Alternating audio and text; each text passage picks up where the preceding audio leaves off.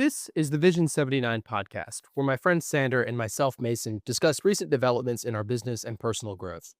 The name Vision 79 comes from our respective racing numbers. Sanders is 40, mine is 39, and we have similar ambition to progress in business and personal growth. Many successful people have started small, just like us, but very few of them have documented their early years. They often say they wish they had, and given we believe in learning lessons from others, we intend to be the first to document our journey from start to finish. Today, we'll discuss the importance of critical thinking and self-reflection, the negative ramifications of not doing either, how we have approached these tactics in the past, how that differs from our current approach, and much more. But first, we like to start each episode with a brief update of where we're at in our business and personal lives so that when we watch these back in the future, we can kind of gauge an estimate of where we're at in our journey. It's been a couple weeks since we've recorded. Yeah. Because of scheduling conflicts with spring break and then your crazy Work schedule. So I think it's been like almost 2 weeks since we've recorded. Yeah, a week and a half. So what do you have for business? Honestly, a lot of the same. Not much has changed. Just, working on ad creative iterations. I think I'm going to be watching ad creative test 11 tonight. So just working on more ads and just pushing through, trying to find something that works, testing hooks, testing messaging. Kind of found something interesting about Facebook. I had some ads that were getting like really low spend, but they had a good return on ad spend. Like they'd get a sale here and there, but they were spending really, really low. And so I was like, oh, I wonder if I were to put these in a separate campaign and force more spend onto them, would they do even better?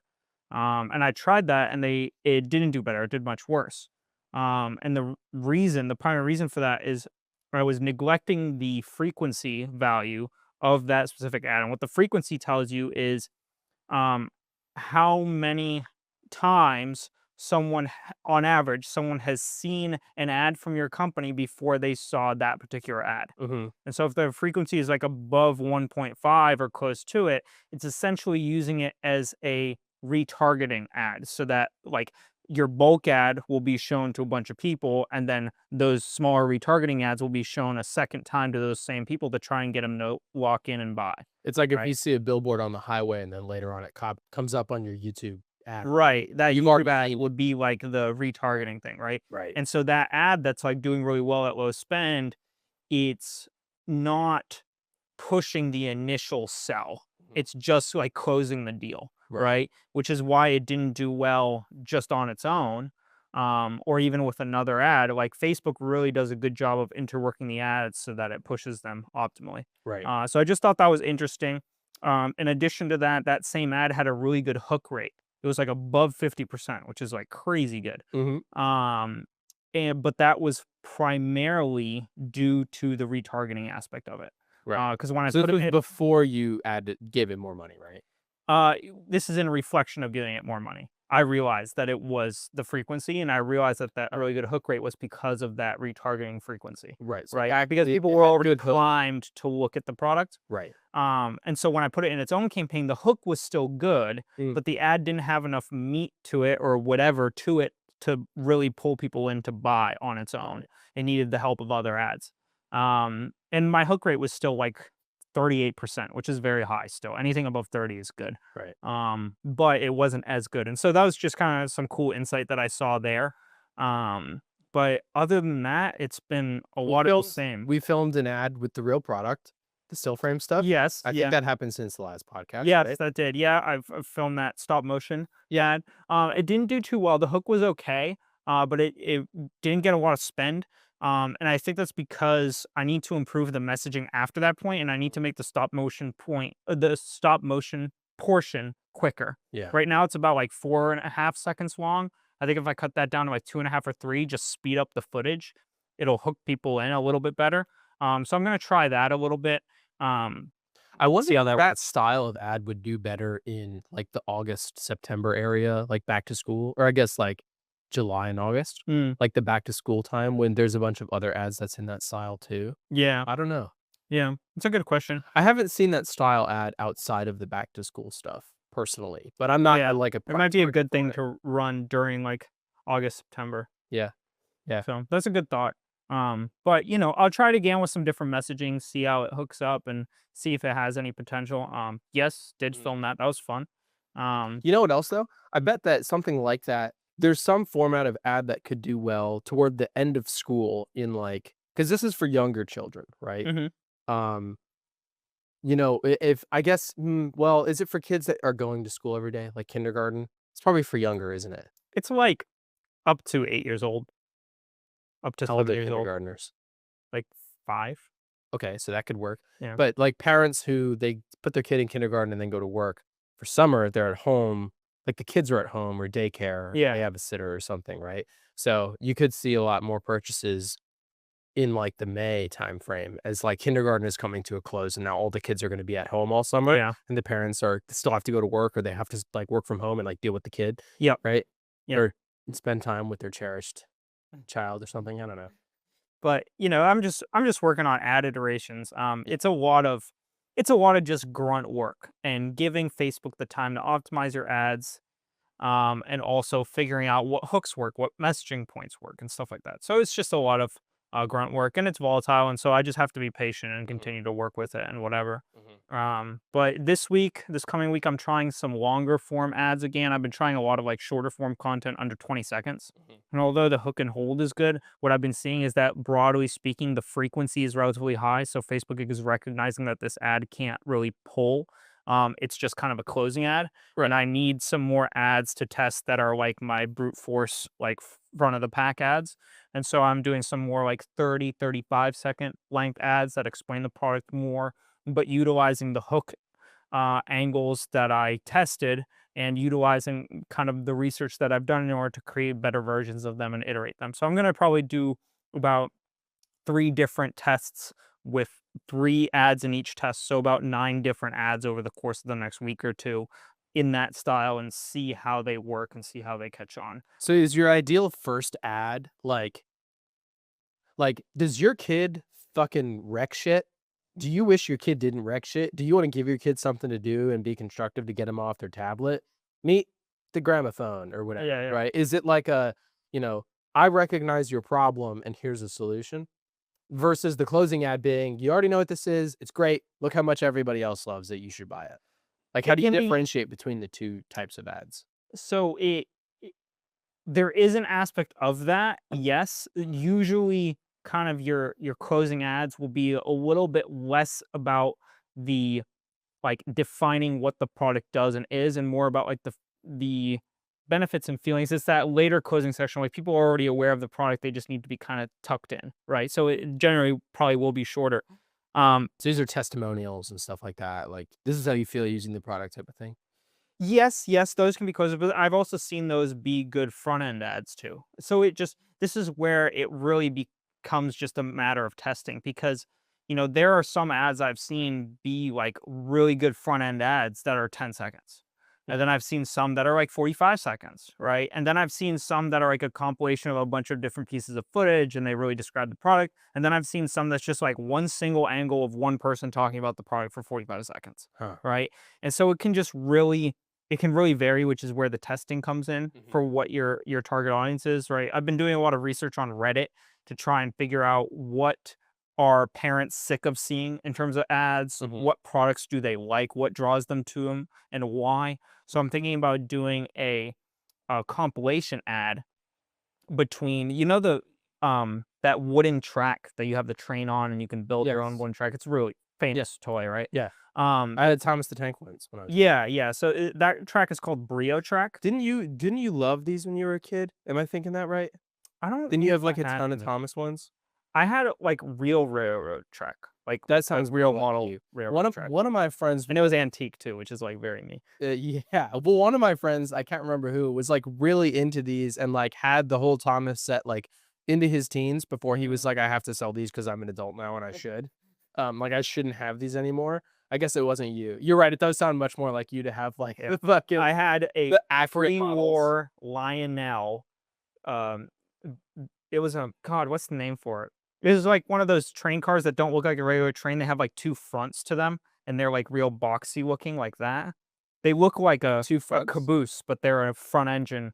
They're a actual like train engine. Okay. I had one of those. It was a pre-war engine with This sounds 3 railroad cars when one of the last cars. And it was motorized? Yeah, it was electric powered.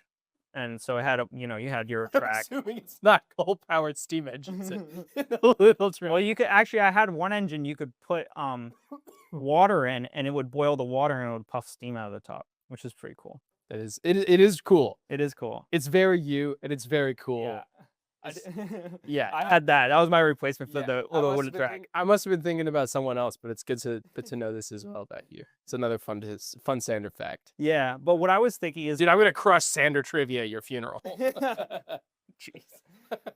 I was thinking about doing an ad with that wooden track and the gramophone together Yeah. to kind of couple the product with something that people have already loved for tens and tens of years as like a way to pair it with something they already have, right? Because that track is so common and people Right. love it, right? And so if I can associate the gramophone with something they already love, that maybe could be a potentially good ad too. Yeah, you could do. You'd have to like acquire like a bunch of kids to do this, but if you did, you could have. You remember the Pepsi ad that we talked about last week or Mm. whatever, where they stack up the Coke cans to reach the Pepsi button, right? Yeah. You could have a bunch of different kids like playing with their favorite toy, like the big toys right now, and then like they look off screen and they drop their current toy and walk off screen. So like they drop the Thomas the Tank Engine, they drop the Dancing Elmo, they drop the. You seen the one that like you feed it and then it shits and then it like moves around, it like wiggles its neck or whatever. They drop that one, and then they all go play with your toy. That could be an ad.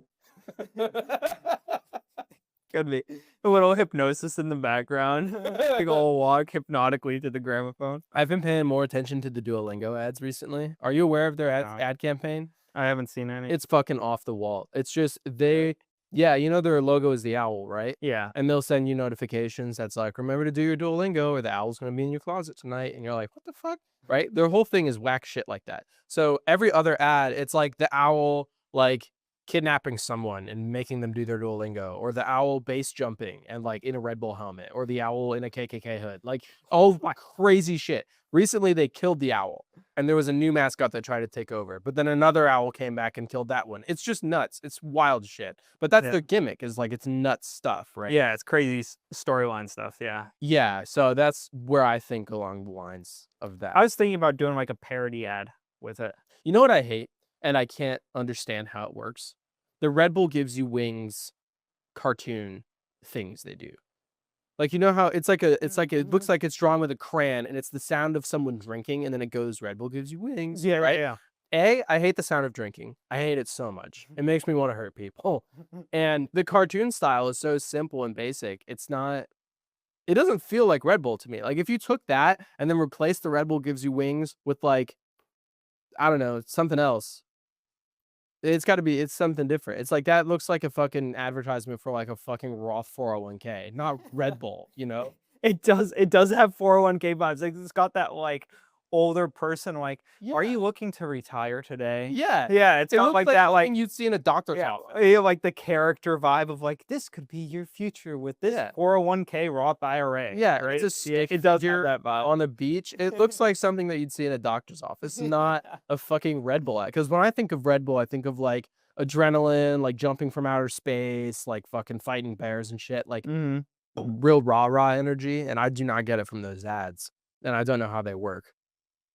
So maybe you've got better ROAS on your gramophone ads than Red Bull does on their bullshit. Probably commercial. not. Probably not, but like I think that just goes to show that it's all money. No, it's no skill at all. It's no skill at all. It's just money. Well, it's a lot of testing too. Like there are certain things that are just like you would never think work, and then they do. And then there are things that you're like, I'm sure this will work, and then it doesn't. Have you Is it- seen? That's why I just kind of like turn my brain off and I just continue to iterate and change things and try to learn from my mistakes and just go through it. Like I don't try to put my own opinion in it too much Yeah. because like it's just unpredictable. So I might as well just go off of the data, stop thinking, and make the ads. Well, you're not trying to sell to you. Right. You're Exactly. trying to That's a sell good point, to too. other people, right? Yeah. Which I totally get. Yeah. But in terms of the like, it doesn't have to be a good idea. It just has to work. Like the fucking pug commercial for Mountain Dew, Super Bowl ad. Yeah. That one. Yeah. No, what the fuck, right? Like Yeah. No one in their right mind would make and run that ad, but it worked. And now they get increasingly now everyone's doing the weird ads and none of them are working because you can't. It's like lightning in a bottle. You can't replicate that. Yeah. Yeah. Well, that's pretty much all I've been working on. I haven't really done much else. I've been looking a little bit at um conversion rate optimization, but not too much. Honestly, my main focus has just been making ads, getting content, figuring out different messaging hooks. I have a plan to kind of improve my post analysis method with my spreadsheet to kind of make it more clear. Mhm. So I'll probably work on implementing that during the week this week. But other than that, that's about it for business stuff. Awesome. What you got for business? A lot more. Man, cool.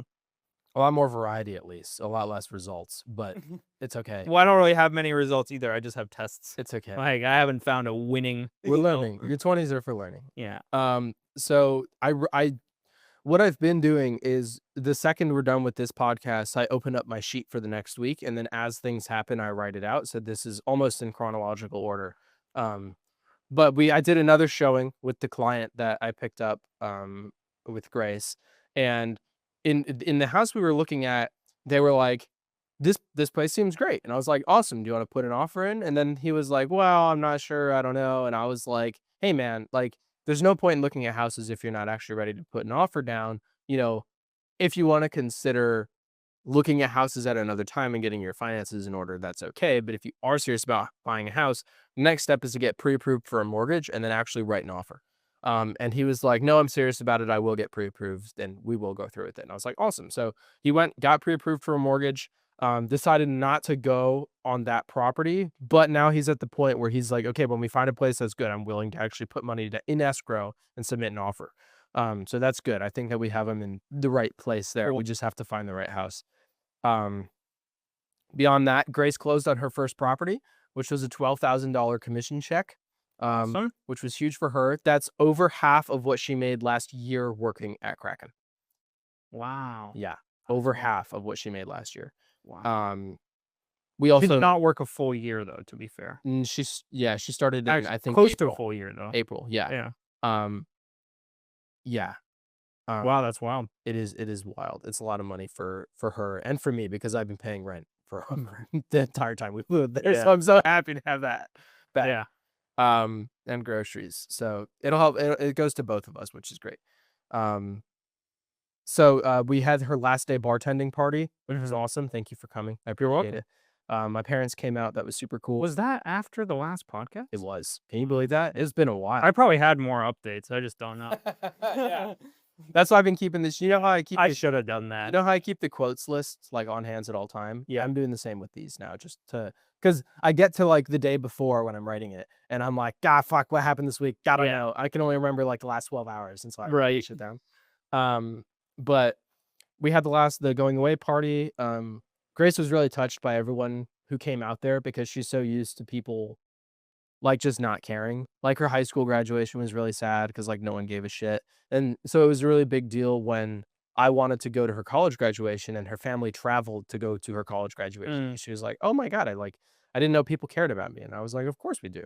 And so she wasn't expecting many people to come out for her going away party, but people did, and she was very touched. Got it. So Cool. thank you for everyone who came. Um, After that, we closed on our first apartment lease. So if you're looking to buy a house, you can work with a real estate agent to help you buy a home or sell your house. But also, if you're looking to move, like live in an apartment complex or a duplex, real estate agents can represent you there as well. So I made the tool that puts together all of the apartments in the area and compares prices and the special offers they do month to month. And I helped Justin from SAE get a new apartment. He toured 3 or 4 of them, decided on the one that he wanted to do. So Grace and I went with him at signing, took a little tour of the place, picked the exact unit that he wanted to do. And then he filled out the paperwork, and then Grace filled out her paperwork, and we got a $500 commission and a Google review from that, which is awesome because that money doesn't come out of Justin. It comes from the apartment complex. So if anybody's looking for an apartment, they don't have to pay their real estate agent. They just work with us and make it easier to find a place, and then the real estate agent either gets paid or doesn't, depending on the apartment complex. Yeah. But the person I will never make the person pay. So like I'm gonna try to help Callie and Zeke find a place, right? And if they end up going with an apartment complex that doesn't offer commission to the real estate agent, I'm not gonna make them pay because I want a Google review. So far, Grace has 4 5-star Google reviews. Tyler has only 11. So she's at Wow. 4, he's at 11. He doesn't have all 5 stars. He's at like a 4.6 rating, and Grace is at 5, so less ratings, but more higher average, right? But I'm really happy with that because that means from her first sale to now, she's gotten almost halfway to where Tyler's at. Over a quarter, over a third of where Tyler's at Right. with his reviews. Um, and so I'm super stoked about that because I've been wanting to get those Google ratings up. Cool. Um, and then I had a stroke of bad luck because my computer that I've been abusing for Well, years broke. This has also happened since the last yeah, it recording. has. I remember when I was in high school, my mom as soon as I graduated high school and signed with Florida Tech, all of the 529 money that my parents had set aside for my college freed up because you can only spend that money on college expenditures, right? And so my mom went shopping with me and we got the nice scientific calculator that I love and the computer and the fancy mouse and stuff. And that's the only laptop I've ever had.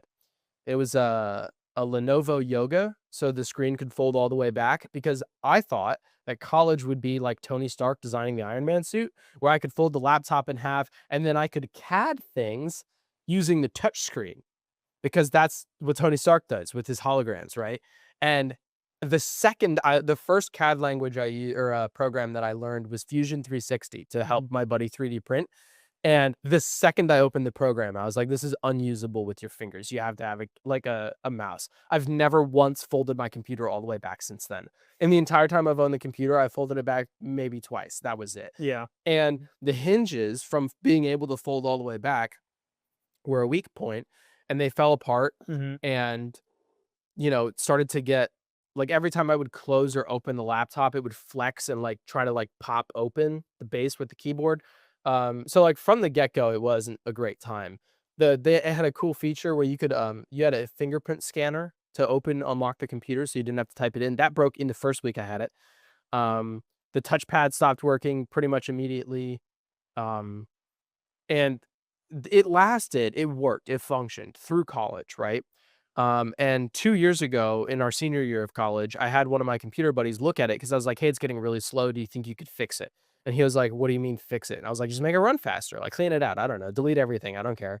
And he was like, "What do you mean delete everything? How much do you have?" And I was like, "I don't know." And so he pulled up you click on files and then go to this PC and it shows you your storage, right? It's blue until you're over 95% full, then it turns red. I was at 99%, it was solid red. And he was like, "You have too much stuff on this computer." And I was like, "I don't think so." And he was like, "You do. Look at this bar. It's red." And I was like, "It's been red since I got it. It came that way." And he was like, "It did not. What? You fucked it in your first like several weeks having it? It's been like that for 5 years?" And I was like, "Must be. I don't know." So I was asking way too much of the computer for way too long.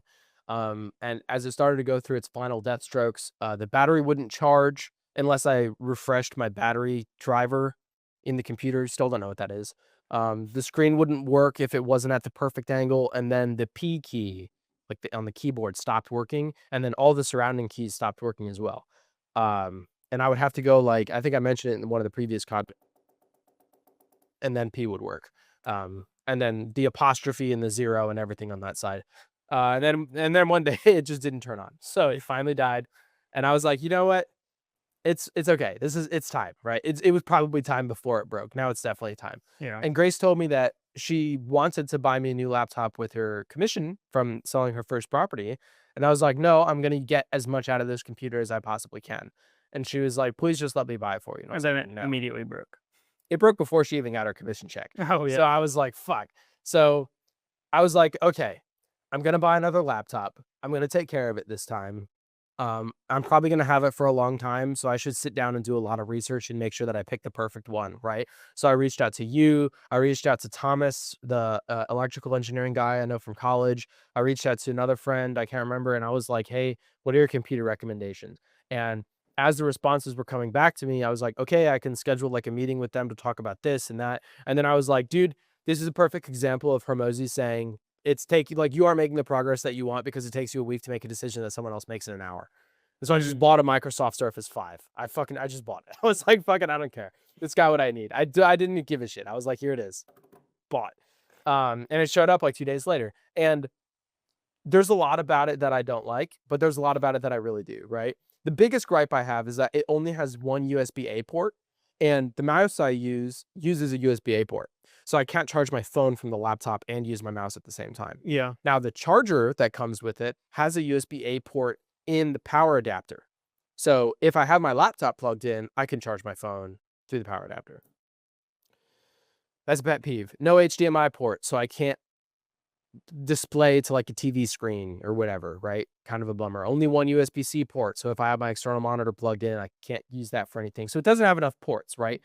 That's a gripe that I have with it, but it's a lot lighter, which I very much appreciate. Oh, the screen's a little smaller, but I knew that when I bought it. And the reason I got it is because instead of allowing Grace to buy me a laptop, I'm going to allow her to buy me the satchel that you had, Yeah. The the bag. pneumatic bag. Yeah. And so I wanted a laptop that would for sure fit in there because I want a laptop with a big screen, but I also want it to fit in that particular bag. Mm. So I got one with a slightly smaller screen. The touchscreen is fantastic. The keyboard feel is great. The mouse pad is better than the last one, meaning it works. And the charging plug is magnetic. So it's like a very light, like you don't plug it in like you plug in your phone. It's like it barely touches it and it's Yeah. magnetic, which is really nice. And as soon as I bought it, I was like, okay, my biggest daily pet peeve is when I leave to go work somewhere else, I have to unplug the charger, wrap it up, put it in my backpack along with the laptop, leave. When I get to the bar, take out my laptop, take out the charger, set it up. My biggest pet peeve is when I come home late in the evening and I have to go to sleep, I have to fucking get out my laptop, get out the charger, plug it in. I hate it. So along with the laptop, I bought a second charger. Oh, nice. Yeah. And I wired that into my desk so that way when I get home, all I do is take the laptop out and plug it in. It's Yeah. already done. Nice. Less wear on the power cable.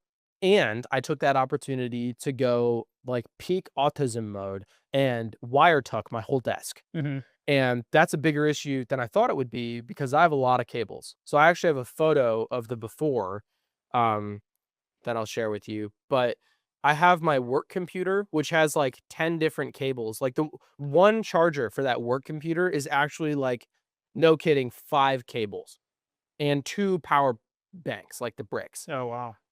And so it's just a fucking nightmare. I hate it. But if I don't leave it charged, when I do have to go use it, it takes forever to boot up. And usually if I need to use it, it's like on short notice. And if I don't log into it for a week, or if I don't log into it every 60 days, then I lose access to the computer. Like it won't let me log in. So I have to log into it regularly. So I wire tucked all that and I'm almost done with it. I just have one last component that I'm stuck with. Here's the photo for you. You were here last week. You see all that shit going down? Drives me insane, right? Yeah. It looks way better now. Most of it's tucked up. And everything's Nice. plugged into the battery bank that I have, the power surge protector thing. Okay. Yeah. And I have my desk plugged into it too, because I have a automatic moving desk. So now, if the power goes out, my entire workstation stays exactly the same. Yeah. I'm so happy with that. I absolutely love it. The one thing that isn't done yet is my iPad charger, because that charger needs to have the most flexibility, like the most range of motion. But when I tuck it behind the desk, there's a big loop that hangs down. So I had a thought. Are you familiar with the light in my dad's garage? Yeah. Yeah. You pull it down Yeah. and then it stays. And then if you pull one click, it goes up. I want one of those for iPad chargers. They make them. People make those, right? Mixed reviews, mixed strategies, but I had the idea and I was like, I'm going to be a millionaire. It turns out someone already does it. So I'm going to buy 1 or 2 of those to see if I like it. And if I think I can improve the design, I'm thinking about making something like that and then selling it like locally to see how people like it. But it's a cool idea. And that's the only thing I have. Apart from that, it's completely wire tucked. So I'm super happy. Cool.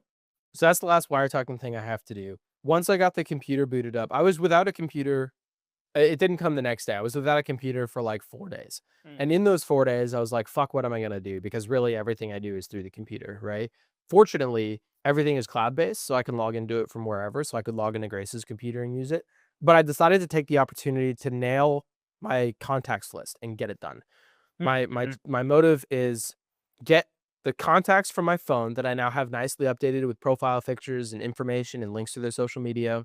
from my phone into my Google Calendar, so that I can see people's birthdays, and also so that when I'm using the Google platform, I have all the same contacts easy on hand as when I'm using the iCloud. So the problem with that is Apple knowingly makes it more difficult to use any other operating system in junction with Apple.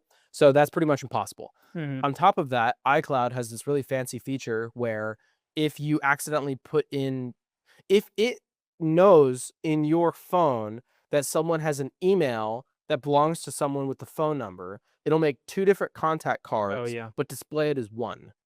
The problem is when you go to transfer that to Google, it then transfers over two half-done profiles, not one complete one, even though it's Yeah. what iCloud's showing. So I fucked with this every day until last night when I found the solution. And I was having syncing problems left and right. The end solution is there's an app which pulls, you can do it any way you want. It either pulls from iCloud and then sends that data to Gmail, or it pulls from Gmail and then sends it to iCloud, or it does two-way sync. You can control everything that syncs. You can Mm. do it manually, you could set it to do it automatically, you can do whatever, right? Finally, it transfers all the information perfectly. So I transported all of them last night, 330 contacts. All of them have been transferred over. Everything's perfect except for the profile picture in Google, because the profile pictures in Google aren't cropped properly. So all I have to do to be done with this project is to go through and crop the profile photos in Google, and then it's done. I don't have to Cool. touch it anymore. From here on, every new contact I make in my phone, and I tested this last night, every new contact I make in my phone will automatically sync to Google. And what's interesting is the first time if I make a new contact, it'll transfer the poorly cropped photo over to Google. But from then, every day when it, or every 5 minutes, when it refreshes my contacts list from iCloud to Google, it'll only transfer the phone number, email, description, social media profiles. It won't fuck with the profile photo. So Mm. once I recrop it in Google, that won't be refreshed and ruined by the bad cropping in Google. Yeah. So that's most of it. The last thing that I have for business is Grace and I are trying a new advertising strategy for real estate that Tyler recommended to us, which is once you sell a property, make a flyer that basically is going to be mailed to everyone in that neighborhood and say, hey, I just sold your neighbor's property for X amount of money. Your property could be worth more. I have buyers lined up ready to go. Give me a call. So we're putting that flyer together to send out to everyone in Anna and Ralph's neighborhood. It's a big neighborhood because it's all ag land. We went out there yesterday Got it. to shop for cows with them, and we met some of their neighbors, and they were cool. Cool. But yeah, so that's my business update. Nice. What's your life update? Do you have a life update this week? Yeah, small. Hell yeah, Um, I have a lot. um, why did I write this? What'd you write? Need to get back to basics on responses. Are you not responding to people properly? Oh yeah, that was it. Yeah. No, it was uh I got distracted a lot by like random requests this week from like Who? odd end like coworkers at work, or like random Joe Schmo texted me about something that I haven't heard of in like heard from in like 3 months. And Like all needing shit from you? yeah, just like needing or wanting something or That's this or wild. that. That's Yeah, all, wild. all the time, man. And I just like I was kind of a little bit more lenient with it this week, just a touch. And it just like I do enjoy helping people, but I just gotta, before I cross back into the threshold where I'm just helping everyone and not being able to accomplish my goals, I gotta take that step back again. So just kind of reminding myself to put that boundary there, and I put it there for a reason initially. So just kind of going back to that. Maybe try my method of, instead of helping them, offer them the information of someone else who can help them. Yeah, So, like, if they need an oil change, send them to Autobahn or yeah, something like that, yeah. right? So, that's a good thought too. I could try that out. But then the other life update I have is the church I go to hosted a cornhole tournament yesterday, Okay. and I won. Dude, Little family. congrats. Yeah, it was fun. That's sweet. So yeah, we got a crumble cookie gift card. That's awesome. Yeah, yeah. Dude, I won bingo last week. I won the first round. Okay, so how many numbers do you think he called before I won? 9. 5. What? You only need 4 to win. Yeah, He because of the thought free there was space. Yep, because of the free space. So I got it within an error margin of 1, and everyone was pissed. And right after that, he did a lightning round. And I learned that the way a bingo card is set up, the first column is numbers 1 through 15, Yep. 15 to 30, 30 to 45, 45 to 60, 60 to 75, right? Yeah. So now I know when he's calling the lightning round, when he says a number, I can really quickly determine, okay, if it's between 15 and 30, it's the second column. If it's between 45 and 60, it's the fourth. If it's above 60, it's the last one. Below 15, it's the first. In the middle, right? So I won the lightning round in less than 10 seconds. It I don't remember exactly how many he called because he calls them so fast, but it was so fast. Everyone fucking hated me. Everyone got started accusing me of cheating. And then when we got to the last round, Grace was one away from winning. And I was like, I'm going to be stabbed in the parking lot if Grace wins this because I'm associated with her, right? So if we win the first 2 rounds and the $100 round, I'm going to be fucking murdered. And she ended up not winning, which is really lucky. But that's luck based. I guess the lightning round is skills based, but it's mostly luck based. That is Good fun. job with the cornhole. What's your Yeah. secret? Honestly, I didn't really have much. I practiced a little bit when I got there, and then just kind of went for it, Gotcha. But it was just toss it and try to get it in. The boards were really slick, so I had to kind of like change my strategy up a little bit. Like usually, I'll try to toss like center of the board, and then slide it in. But I had to arc a little bit more than I wanted to because the board was so slick. And then additionally, hitting lower on the board because it slides up quite a bit because the board's really slick. So Right. just a little bit change of pace in that sense, but Cool. it was fun. It was a good time. I always try to keep my elbow locked out, and I try to visualize my arm as like a pendulum, only swinging at the shoulder. Oh, really? That's how I do it. Do you Yeah. step into it? No. No. Well, usually they're not far enough away for me to have to step These were into it. 27 feet apart, which I is can't pretty far. visualize that. It was farther than I played before. It was regulation technically, Oh, but really? yeah, Now I'm trying to think about it. it was far. Usually Like it was a solid. It was like a really? Huh. yeah. I for think sure. usually when I play, it's like 10 steps apart or something like that. So maybe further These than were that. more. Yeah. more. If that's the case, then I might have had to step into it because usually I'm able to do it just standing still. Yeah, I did it just standing still. But a lot of people I saw stepping into it, I don't know. I just couldn't get like I felt like it was more coordination to like step into it and chuck. Like I'd rather just stay in my spot and then like figure out my aim and throw from there. Yeah. But yeah, I had That's fun. my strategy. But if it's far enough away, you kind of have to, right? Yeah. Yeah. That's awesome. But yeah, that's about all I got on life stuff. What you got? I have so much. Okay. I'll start off by saying I'm sick, which the listeners may not have known because I'm so on top of it. Dude, I'm so happy with how this weekend has gone because the second I started getting sick on Friday, it was a 3-day weekend for me, right? So I woke up Friday and I was like, fuck, I'm getting sick. And I was like, I can't believe I'm about to lose a 3-day weekend to being sick. And then I was like, that's some bitch energy. Fuck off. So I dug deep and I made it happen this weekend and I got a lot done. Nice. And I'm so happy I got where I am at with the contacts list because last night I was like seeing demons. I was in a fucking fever dream at the rave last night. Oh yeah. I was so locked in to finishing this sheet because I thought about it. I got home from Vero last night and grocery shopping and I was tired. I was like, dude, it's fucking 7:30. I could go to POW and work, or I could try to go to sleep now and then get the work done before the podcast tomorrow. And then I was like, fuck you. You're going to do both. You're going to do both and you're going to make it work and you're going to find the time. And I got to POW and I did my contacts list and I started doing the podcast and I was like, maybe I'll write a short one. And then I was like, no, maximum effort. And I did. So I locked in and I got it done and I'm super happy with it. Grace bought me a laptop bag. I talked about that already. I started left foot braking in her car. Oh yeah. To practice my modulation in my left foot. And I'm so much worse at it than I'm way worse at it than I thought I was. Because in karting, you're either all on the brake or all off the brake, right? Yeah. And when you're all on or all off, the error margins are a little bit harder to gauge. But if you're trying to ease on or off a brake from a red light or like in a McDonald's drive-through, I find that my foot automatically goes to like 80% or it's like nothing. Yeah. So in the Target parking lot, someone was backing out and I was like, oh, I should stop so I could take their spot. And instead of stopping like a regular person, my left foot just went like that and the whole car lurched forward and we spilled all the drinks and stuff. And I was like, this is something I should practice more often.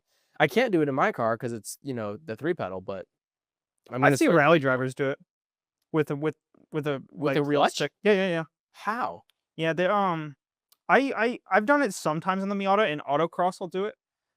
Where like I'll shift up to second gear, and then if I have to throw third, I'll use the clutch. But for like slalom stuff or in between corners, Mm, I'm staying in second, and so I can modulate both feet like that instead of just changing over one foot. So I've done it before too. It takes some practice for sure. I'm not very good at it. yeah. But I've seen some rally drivers who are good at it, and it is like a dance Yeah. watching their feet go from left to right. It's really wild. Like you could look up like footwork from like Colin McRae, Uh-huh. like a famous rally driver. He Right. drove like that Ford Escort Yeah. and like a lot of other really famous older rally cars.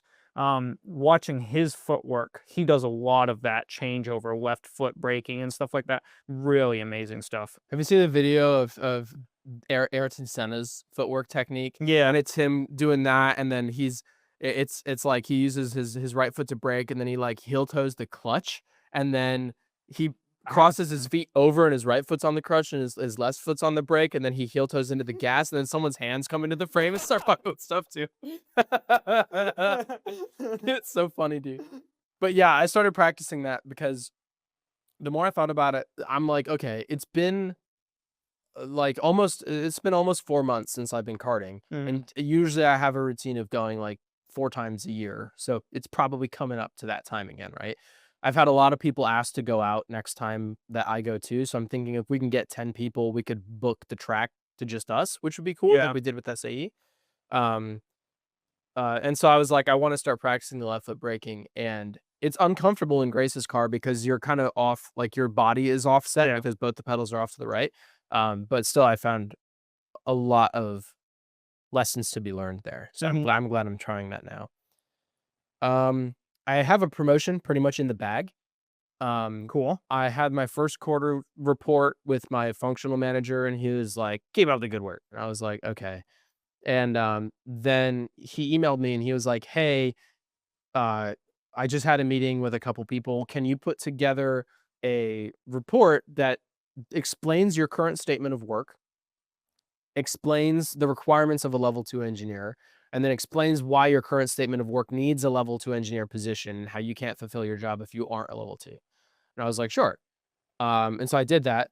And then my other boss, the one who I actually work with every day, held me back after one of our meetings. And he was like, "Hey, just so you know, I'm going to be putting you in for a promotion. Nothing's official, but I'm pretty sure it's going to happen." And I was like, "Oh, cool." So I'm thinking that's probably going to come in the quarter 2 report, but it sounds Cool. like it's pretty much in the bag. Yeah. Nice. Yeah. Um, okay. I have fun stuff too, but I have a non fun thing. Okay. So my ex girlfriend got engaged last weekend. Um, wit. Elizabeth. I'm sorry. Emily got engaged like 2 months ago, and their best friend and my friend as well from high school, Riley, got engaged a month ago. So in this month, Riley, a girl. yeah, Gilman, the blonde that we met at the Kava Bar Island route. She used to date Travis, the DJ guy. Yeah, I remember vaguely. She's very nice. They're all Yeah. nice. But Elizabeth got So engaged. Emily's engaged? They all are, all of them. Really? Yeah, Wow. all in the span of like 3 Any months. like to any people you know? I've met Riley's fiance before. He's a nice guy. I met him in December of 2023. Mhm. He seems pretty nice. I have not met. I don't know who Emily's engaged to or not because she has me blocked on like all the Yeah. social media. Frankly, I don't care. Um, Elizabeth's fiance, I have met before. He was at the alumni row, but he was very standoffish, and I know he wasn't planning on going to the alumni row, and they asked him to come out last second, so maybe he just wasn't in the best mood that Sure. day. Fair enough. Usually, for rowing, you like to have a heads up before you do it if you're not like regularly training for it. But also like meeting your girlfriend's ex-boyfriend, I understand, right? Um, but I've heard good things about him from other people. Good. But I had this conundrum because I was like, okay, I should say congratulations, right? Everyone else is saying congratulations. And I had a sticking point because to congratulate someone is to give them your praise for completing something that is difficult to do, right? So like I'll congratulate you for graduating from college because Sure. you did something that's challenging, right? But getting engaged isn't something difficult. Like anyone can do it. It's like getting a dog. Like I wouldn't congratulate you for getting a dog, right? Hmm. Because you can kind of go out and do it whenever. Like, not everybody can sometimes, Yeah. but like some people get engaged to people like I mean, you after could a also day see and a half. congratulations as like a big step in their life, like a change of pace. Well, so I started to think about what does congratulations mean, Mm, right? Because if it's singing someone's praises, I don't want to be inauthentic and congratulate someone if I don't mean it. If I'm not actually praising that person, I don't want to give that praise. You know what I mean? It's kind of like how I don't want to say sorry if I'm really not. mm, I want to reserve that for when I truly mean it, right? yeah, I don't want to say something that doesn't align with how I feel because then I'm inauthentic, right? So I started to look into what congratulations mean because congratulations can mean singing someone's praises or just wishing someone well. And I do wish them well. So then I'm thinking, okay, if someone makes like an engagement post and then you say, "I wish you well," that sounds fucking autistic. So I shouldn't say that. I should say congratulations, right? But what if that's misconstrued or misinterpreted because it's not the way that I mean it, right? And then you could also think, well, you know, getting engaged is indicative of having a successful relationship, which does take effort and work. But sure. I don't know what's going on behind the scenes. It might not be a successful relationship, or it might not take real work. Because I would argue that my relationship I don't think that I would be. Yeah, I don't plan on getting engaged. I will never get married. But if I were to get engaged, it would probably be within the next 6 months, right? But I don't really put a lot of effort into this relationship. It comes naturally. It's easy. It's not a difficult thing to do. It's not an accomplishment, right? Much the same as it wouldn't be if I got a dog.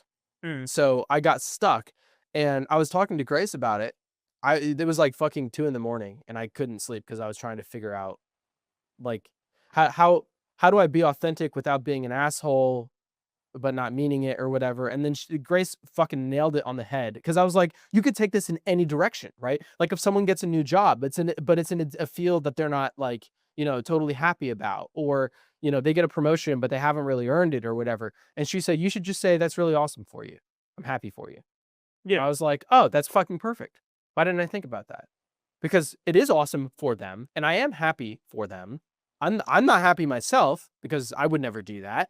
And you haven't done something particularly, praiseworthy, so I won't say that either. But I am happy for you, and it is a good thing for you.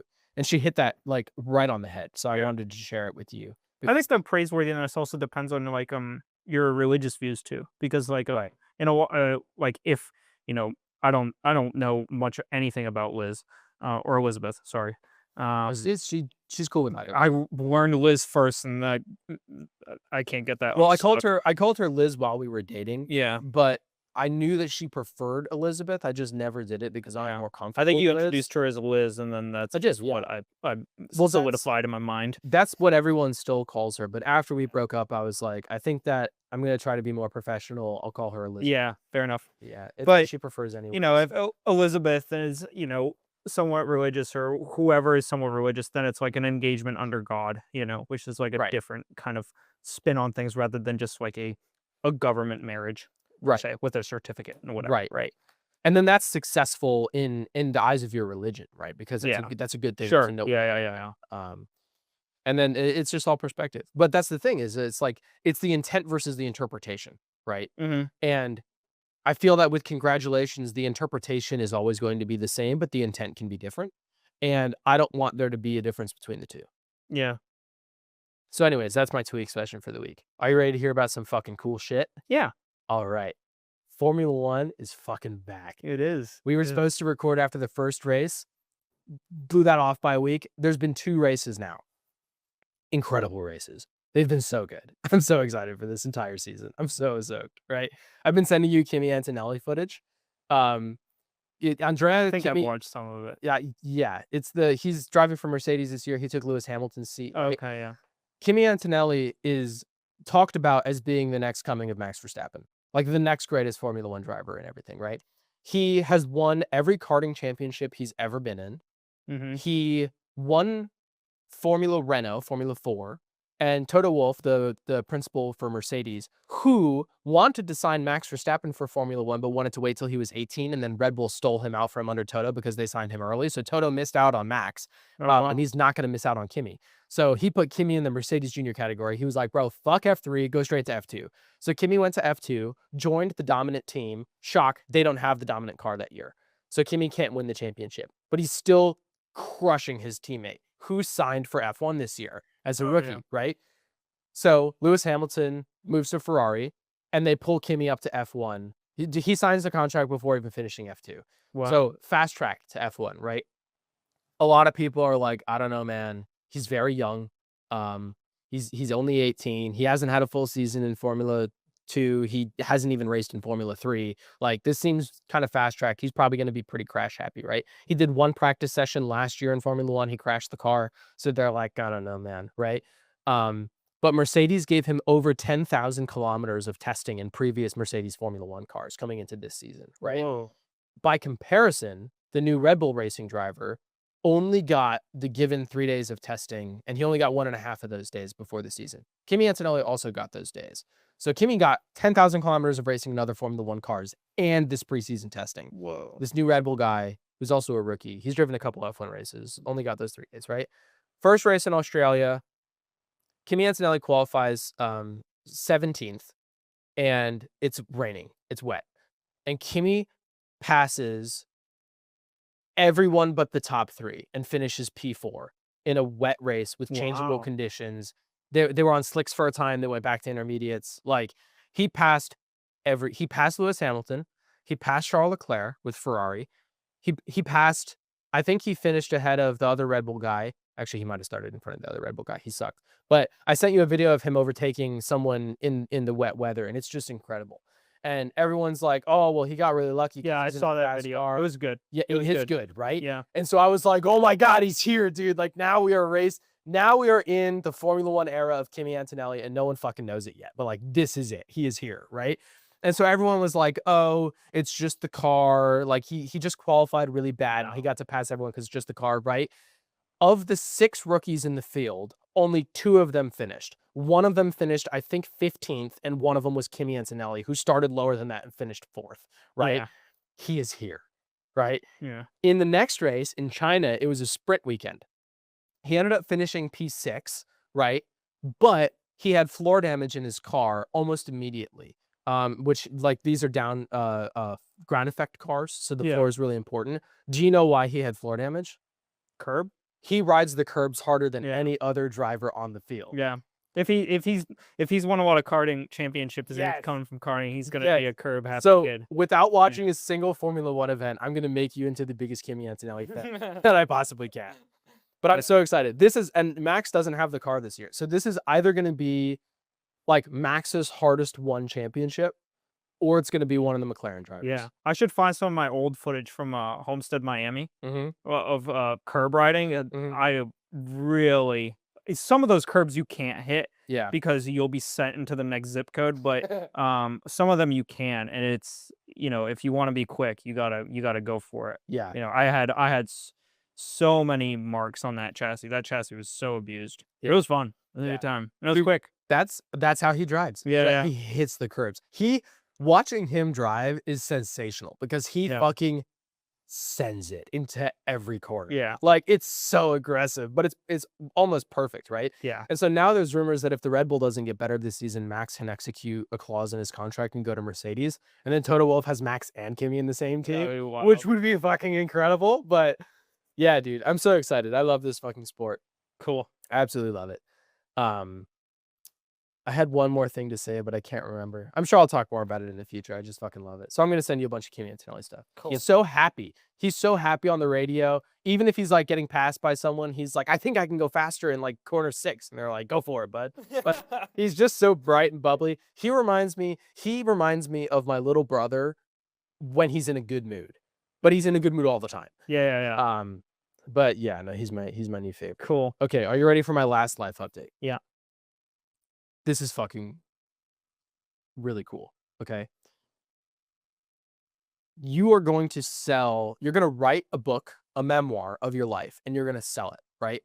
What's the best advertising strategy that you can do to get people who don't know you to read your memoir?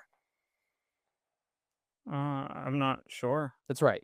And anything that you come up with isn't going to be as good as Yeah. what I'm about to tell you. Because today, while I did my meal prep this morning, I watched a Netflix documentary on a guy who he was like an Air Force pilot, and then he was like a fucking businessman, and then like an art collector or something. And he wrote a memoir about his life, right? No one fucking knew this guy. No one gave a shit about who he was, right? In his book, he wrote a poem that directed you to buried treasure. Oh, He put $1 million of treasure in a chest, hid it somewhere in the Rocky Mountains, and wrote a poem and sprinkled hints throughout his I've book. heard about this. His name is fucking Forrest Fenn. Yeah. And everyone went fucking crazy. For 10 years, no one could find this treasure, right? And I think 2 years ago, someone finally found it. Wow. And the story of how it happened is really wild. I won't go into it because what's really interesting is one of the guys who didn't find it but was really engaged searching for it was in this Netflix documentary series. He's a software engineer who already has a lot of money, but he's looking for the treasure just because of the thrill of the chase, not because of the money attached to it, right? But in looking for the treasure, he went to crazy lengths. He trained his dog to sniff bronze because the treasure was buried in a bronze chest. So he Mm. taught his dog to be a metal detector and sniff bronze 4 feet underground. He wrote a facial recognition software to go through every interview that this guy did in person to see when he was lying or telling the truth or saying something of interest. And he narrowed down that the treasure was buried in Yellowstone National Park, which it ended up being based off this software that he wrote. Mm. Crazy shit. Crazy story, right? He wound up buying some of the treasure at auction, putting it in his own chest, hiding that, and sprinkling hints throughout the Netflix documentary series in the interviews that he did with the Netflix crew as to where he hid it. What? So That's sick. so part of the treasure is out there. And at the very end of the documentary, he's like, I've sprinkled hints throughout this documentary. You should go back and pay very close attention and see if you can find it. Dude, That's wild. this is the hottest woman in the red dress I've ever seen in my entire life. She's beautiful. But you know what's fucking crazy? So yeah, you remember Shaw, right? Yeah. Shaw's stepdad was an ex-senator, right? And so Shaw would go along with him to a lot of political events and meet crazy cool people and stuff like Mhm. that, right? In 2021, Shaw and I were talking about doing some like crazy, like big scale projects that wound up not panning out, right? But Shaw was really into John Ballard and the guy who invented scuba diving and stuff like that. Mhm. Robert Ballard, that's the guy. He discovered the Titanic. Okay. And like scuba diving and stuff like that, right? And he was talking to an oceanographer who said that he knew exactly where treasure in a shipwreck was off the coast of Fort Pierce. And I was like, I don't know, man. That doesn't sound legit. And Shaw was like, this guy's so certain. He's so certain. He wants to put together a crew to go out there. My dad has a boat. We should consider it. And I was like, let's get our scuba licenses because this would be fucking dope, right? And we wound up not doing it, but the allure for a second was really interesting, right? Yeah. You know, it's wild. Did they just find some treasure off the coast? In November of 2024, yep, November 27th, read that headline for me. Gold coins stolen from 18th century shipwreck off Florida coast recovered. Over $1 million in coins at the shipwreck. That Shaw said the guy Oh, that's wow. that's the I don't know the exact coordinates, but that's the area that the guy was like, I know the ships are there, right? In 1717, the year, a bunch of Spanish galleons were sent Mm. from the New World back to Spain. A hurricane knocked them all out. They're scattered across. That's why they call it the Treasure Coast, right? Yeah. Scattered across there, right? A bunch of them have been surveyed and discovered already, but this guy was like, there's one that no one knows about. I know where it is. And that's what they went and found. That's So wild. fucking dude, I so wish that I had gone back and like actually executed on it because that would have been so cool, not just for the money, but also for like, dude, Yeah. how many people? One of the guys in this Netflix documentary, he took his family to Yellowstone for the treasure, couldn't find it, and at the end he was like, you know, I'm bummed I didn't get the treasure, but like, how many kids can say that they got to grow up going treasure hunting with their dad, right? Yeah. Yeah. Not That's many. cool. And so now I'm like, dude. Ah, man, dude, it's so tempting to like just look into it a little bit, you know? Yeah. Like just get a little invested in it, but I know that it's so easily could be a slippery slope and like take up a ton of time, but dude, riddles are so interesting to me. Going hunting for buried treasure is so interesting to me. What's crazy is this treasure that was buried for 10 years, right? How far from a road do you think it was? How much hiking do you think you had to do to get there? I'd bet not much, honestly. 500 feet. Wow. 500 feet from a road. And this guy who's doing the new one, he's a really smart guy. He's a software engineer. He's a really brainy guy, right? But he loves the idea that anyone could find this treasure. So I have a suspicion that where he hid his is also attainable and other people can find it without being super brainiacs. This isn't the fucking moth code. Do you remember that? The cicada. Do you know the Yeah. cicada initiative? It's not that. I think it's supposed to be attainable for regular people. The box is only a foot by a foot, Oh, wow. and the Rocky Mountains are fucking 30,000 acres. Like, it's so impossible finding this needle in a haystack, right? Yeah. But I think he's gonna make it just as attainable as the first one was, so it's not gonna be I'd bet. impossible to find. He searched actually the area where the chest was eventually found. He was within 200 feet of that point. Wow. He had just walked past it. Yeah, That's wild. but dude, I'm so tempted. That's cool. That's cool. So that's concluding my life update. Do you want to get into the actual podcast? Yeah. Rock Okay. and roll.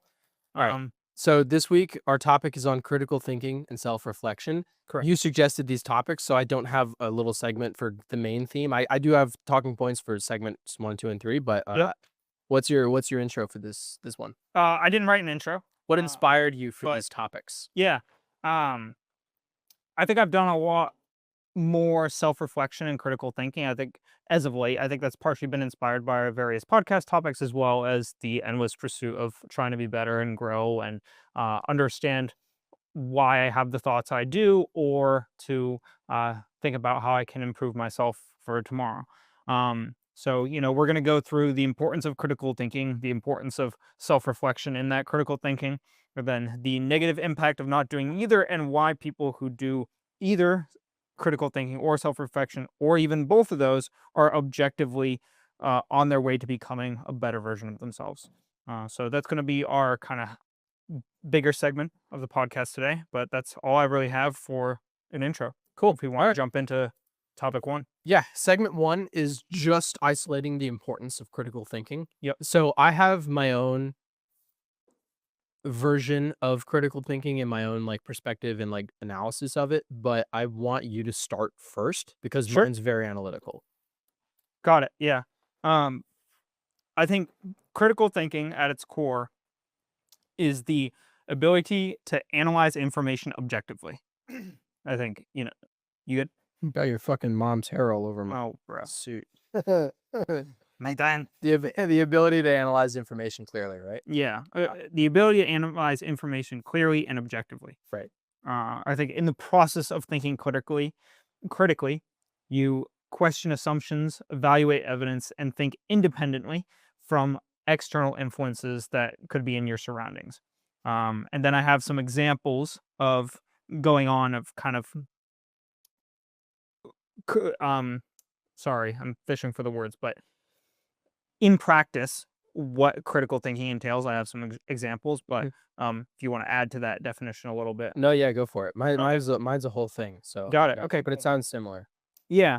One of the things I think that, or one of the signals of being able to think critically, is being able to avoid misinformation or jump to conclusions based on a small snippet of information. I think that's kind of like if you see someone mulling over some topic or information, that's a sign that they're thinking critically, right? I wrote here, life is extremely fast paced, but people are largely still the same as they were thousands of years ago, right? We have information coming at us in seconds, and it's very quick and it's hard to process, but we don't have the ability to process everything concretely within seconds. So Right. being able to step back and take the time, I wrote here, time is the friend of all good decisions, right? Mhm. If you have the blessing of time to be able to figure something out, use it, because Right. figuring out something on the fly is always more challenging than if you have time to really dig into it, mull over it, and think about it critically. Right. I think that better decisions are always made by weighing the pros and cons, and weighing the pros and cons comes from having the time to weigh those pros and cons, and being able to sit back, question assumptions, evaluate evidence, and think independently, which is Right. kind of how I started my little segment. I think that critical thinking leads to improved problem solving skills. You're able to analyze roots and find logical solutions to your problems Mhm. through what I've talked about above. So, kind of weighing down the funnel as I go, Right. right? And then on top of that, kind of as like a little bit of a side piece, critical thinking overall, I think, boosts creativity and innovation. Mhm. If you're stuck in this trap of, just absorbing information, spitting out what first comes to mind, if you're not interested in taking the time to analyze pros and cons, then you're not going to really deviate from the trend that's presented to you, whatever that trend is, Mhm. whether it's off the beaten path or on the beaten path, right? You're just going to be aligned with that trend. And so I think that questioning, thinking critically, going through these steps and processes, questioning assumptions, evaluating evidence, and thinking independently will ultimately lead to someone who is more creative and innovative, and then questions the norm, whatever norm they're in, or questions the routine or standard practices that are around them in order to lead through breakthroughs in science, technology, medicine, relationships, you name it. Mhm. Right. So that's kind of the bulk center point of what I think critical thinking is, why I think it's important, and kind of the processes that go into it. It's like thinking for yourself instead of just going along Yeah, with everyone else. pretty much. Right. Yeah, but there are certain processes that align with being able to build the version of yourself that's able to think independently. Right. I have broken it down in a similar way, and I actually compared it to the scientific method. Yeah, Sh yeah, but it's very I was thinking I didn't write that Right. specifically in terms of like word for word, but that's the process I was thinking about as I was kind of going through this mental exercise. Right. That's what I wrote out specifically because I kind of identified the difference between critical thinking and self-reflection as kind of being critical thinking is what is true or what is more likely to be true, and then self-reflection is how do I feel? Mm, So critical thinking for me is more analytical and then self-reflection is more emotional. Like, do I agree with how I handled myself versus was it the right thing to do, right? So for critical thinking, I have that critical thinking is often overlooked and is used in passing to like insult someone, like, oh, like try to think critically, fucking idiot, right? mhm, But I think that critical thinking as a concept and skill holds more weight than its passing use leads on. I think it's really similar to the scientific method which follows the process of question, research, hypothesis, prediction, experiment, data analysis, conclusion, communication, and iteration. That's like the scientific process. Everyone learns it in elementary school, yeah. and usually they teach you over the course of like a month or semester long science project. But I think that critical thinking is like the rapid application of the scientific method, right? So I have an example here. You're scrolling through your feed and you see a TikTok about it's a Gary Brecka TikTok saying blending fruits quadruples the glycemic profile, increasing blood sugar by 4 times. Right. So you start with question. Wait, is this really true? And then you research. You Google it. You check reputable health sources. Try to find out if there's been any studies done on it Mhm. um, Call by Fauci. by independent places. Right. And then you form a hypothesis, which is I think this claim might be exaggerated or flat out false. Yeah. Then you create a prediction, which is if that were true, I'd probably see it mentioned by major health sources or backed by studies, which I don't see from my research. So they do an investigation by clicking on the link or going to Gary Brecka's profile. And if it's from a sketchy site or if there's no sources cited or it links to a product ad, then that's kind of a red flag that throws up, right? So in your data analysis, you can recognize that there's no credible evidence. It's just anecdotal stuff and kind of clickbait. So the conclusion is, decide not to share it with anyone or maybe drop a comment correcting it, or as other people have done, create your own TikTok, kind of like picking that apart and saying, hey, this isn't actually how it works. And then iterate for the next time you come across a claim like this, retain the information that you've got from this and then apply it next time. Because if you see this several times, right, then you can think, oh, is someone trying to craft a narrative? Are they trying to sell something, right? Um, Critical thinking is taking the application of previous like like experimental methods and then applying it again the next time, right? Hmm. Um, I think it's also I love that point, and I want to add to it too, in the sense that I think critical thinking is also, while simultaneously taking past experiences and evidence into account when you're tackling future problems, also realizing that there's always the opportunity for a future situation to deviate slightly from the norm you've previously established, Right. and be open to that deviation as well, right? Right. So it's an evidence-based analysis with the opportunity for potentially something being different here. And I think that initially, let's take the Gary Brecka example. Hmm. Maybe initially you're 50-50, right? And you're like 50-50, this is true, 50-50, this is not true. Through your analysis and evidence, you realize, okay, there's probably a 70% chance that this is not true and a 30% chance this is true, Hmm. right? And the next time you analyze, maybe it's an 80% and 20, and then a 90 and 10, right? But as much as you whittle it down, I think it's always important to at least have like a small sliver of percentage of this could be true, Hmm. right? This could be true. And so just to continue your iteration of analyzing this as fact or fiction, I think is important, right?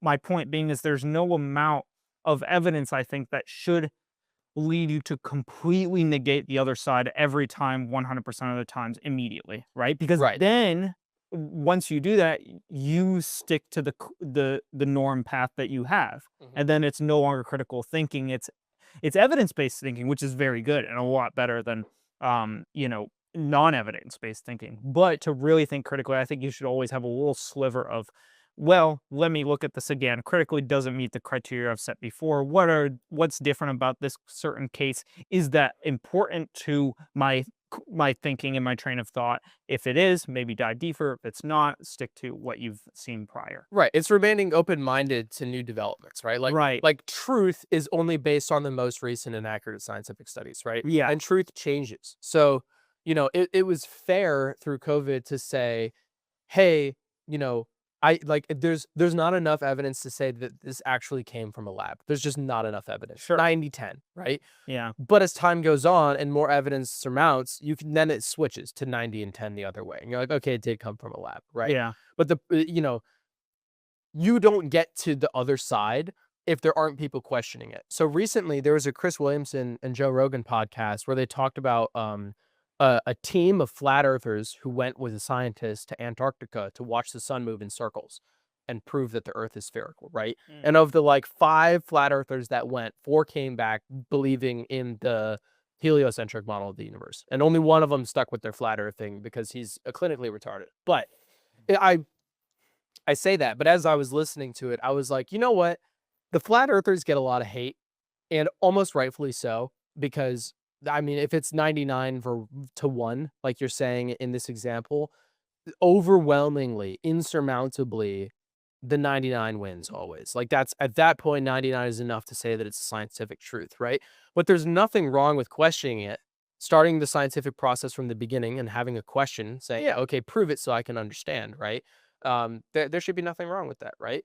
The only issue is if you try to prove otherwise with no backing. Like you can't make a claim like the earth is flat because you can't prove that the earth is round. You have to prove that the earth is flat. If there's studies out there showing that the earth is flat, like there's studies out there showing that blending fruit actually lowers the glycemic profile, right? You can't then suddenly say the opposite with no actual evidence. You have to have evidence to do otherwise. I still think it's good to be open-minded. If a flat earther Yeah. came out with a valid scientific study that shows that maybe it's flat, that should be just as valid, right? Um, the problem is flat earthers have not come out with any valid studies, and there There's a is no multitude Gary of Brecka. evidence to show the opposite. Right, and there is no Gary Brecka study showing that it blended that makes it 4 times more. He's never done an experiment on it. So Sure. it's like you should remain open if there's evidence, but if not, you should just like, calmly put it to rest, right? And that's the thing is it's called, right? Yeah, Maintain your level-headed. composure, right? Yeah. So like I can sit here and say, you know, like, "Oh, I fucking hate Gary Brecka, he's a fucking idiot, and he's a fucking scam artist, and I hate his guts," right? But they're like, nothing comes from that. It's just no, like, Gary Brecka, he's probably just trying to sell something, right? And so he's making claims that aren't backed by evidence, and, I think that's a shitty thing, but I don't fucking care, I think, right? to be fair, I think some of his stuff is really insightful and is valuable, right? If we're looking So at him his in if it's particular, evidence backed, yeah, yeah. if we're looking at him in particular, right? Right. Now it's not an overwhelmingly, like, positive reinforcement, like, if you're at your doctor's office and he's explaining do you have high, blood pressure, right? He's explaining your high blood pressure and you're following along and you're like, "Okay," and then he's like, "Dude, have you ever tried, like, fucking" I don't know, I'm trying to think of something kooky. He's like, "Have you ever We tried ayahuasca or whatever?" Like, I don't know, like, something kinda left field, right? And you're like, "What?" He's like, "Dude, have you ever given, like, heroin a try?" And you're like, "Excuse me?" And he's like, "Dude, I do it on the weekends and it's great."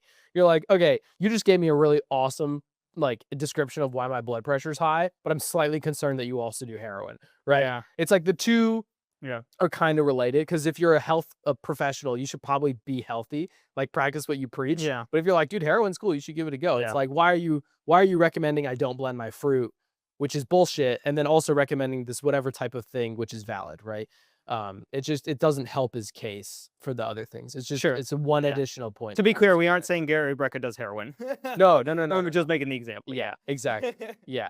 Yeah. Yeah, a lot of the Gary Brecka stuff I disagree with just due to lack of evidence, but, that doesn't mean that there's not things out there that are legitimate, right? Yeah. I haven't looked into it enough. I find this stuff interesting. Um, I just haven't looked into it enough.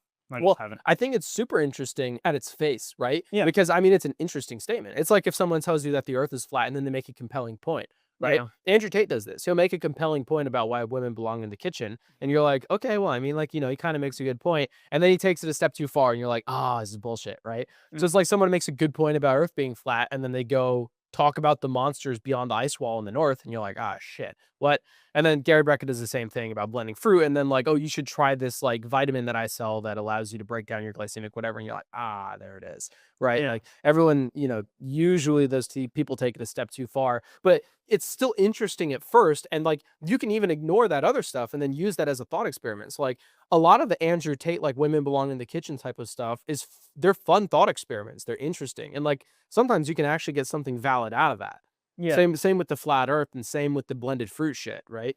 Um, but the problem is with flat earth and with the blended fruit, you can do experiments to prove whether or not it's I think it's true. tough too because it's hard to whittle out. Like for with the Gary Brecka example, Mhm.